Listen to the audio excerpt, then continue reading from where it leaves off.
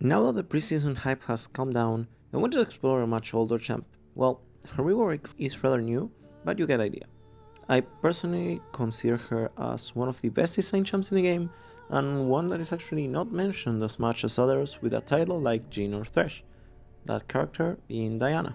Before talking about current Diana, I want to talk about old Diana and the issue with her old kit and why they got changed. To be as direct as possible, she basically wasn't a diver nor an assassin pre-6. She basically had a weird melee mage kit with no mobility, and post 6 she still lacked any sort of impactful feel on her kit. Her damage was very distributed between her Q, W and all R, while her W dealt no damage and had a weird looking pull with slow. Yeah, she could one shot any squishy, but it was very press the buttons and get a kill kind of thing.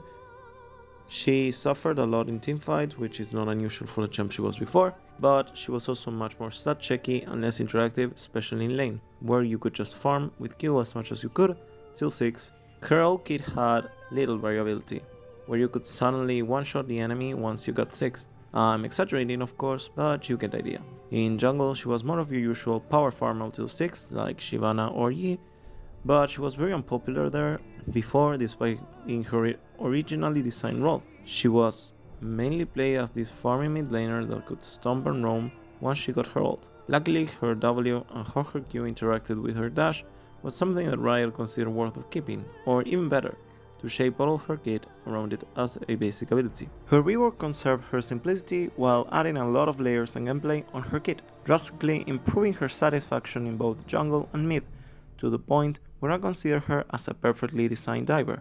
But before going deeper on her current iteration, I must explain what is a diver, what are their strengths and weaknesses and design goals. Diver are a subclass of bruisers which at base level are short to medium range champs with sustain and long pattern DPS kits that involve less CC or raw tankiness than tanks. Divers specifically have the best target access in the game with high front-loaded damage that still have some sort of DPS or sustain on their kit. For example, Pantheon jumps on you, bursts you with Q, but it has a low cooldown and his auto attack still does some good damage. What divers usually lack and struggle with is escape, and sticking to that target after the initial burst. Champs like Vi have a hard time escaping once they waste their initial cooldowns or even sticking to their targets. Unfortunately, many divers have ways to ignore this weakness, which made them more annoying to play against, though they still clearly play like divers like Lee or Camille. Yeah, those champs have many ways to escape, but once they go in, they do have trouble getting away. Now onto Diana. She's a diver that's playable in both mid lane and jungle, though her design is primarily targeted towards mid lane since her rework, so most of the stuff I'm going to talk about is regarding mid lane. Of course, currently she is more popular in jungle, but still counts. To start with, does she follow the rules of divers? Yeah, absolutely. Her main strength is her reliable front-loaded engage and target access, while her main weakness is having almost no escape, being the only one to target a minion closer to your turret with her dash. At the same time, her passive and W give her enough sustain and DPS to call her a bruiser rather than an assassin. She still retains some assassin aspects though, but yeah.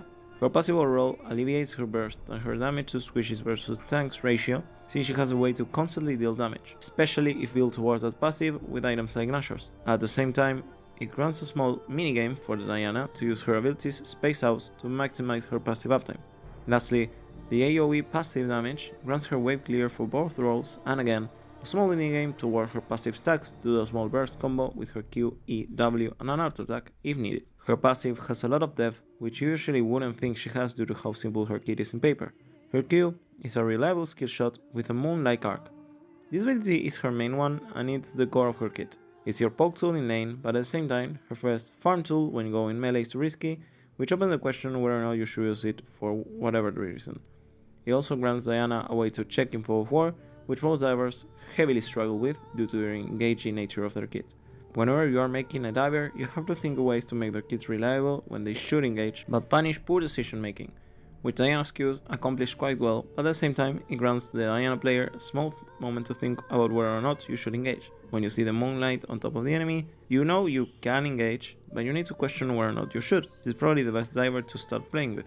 Her W grants her a shield with a caveat that you need to hit the orbs for it to fully be out. Why is this? Well, basically to retain her weakness when escaping, whilst granting her a great front-loaded shield and burst. We don't have many shields that have any sort of condition, but Diana's is really well thought as a shield for a diver. Other divers usually have to hit the enemy or use abilities to use their shields like Vi or Camille, but Diana has no mobility at all besides targeting enemies, so she sort of needs to have some form of sustain, even if it's best used offensively. At the same time, the long duration when it fully connects lets her engage in trades to later run away with a bigger shield, which matters a lot in the laning phase, and rewards good engages. Sorry to interrupt in the middle of the video, but as always, if you like the video, remember to like and subscribe, and to follow me on other social media, it helps a ton.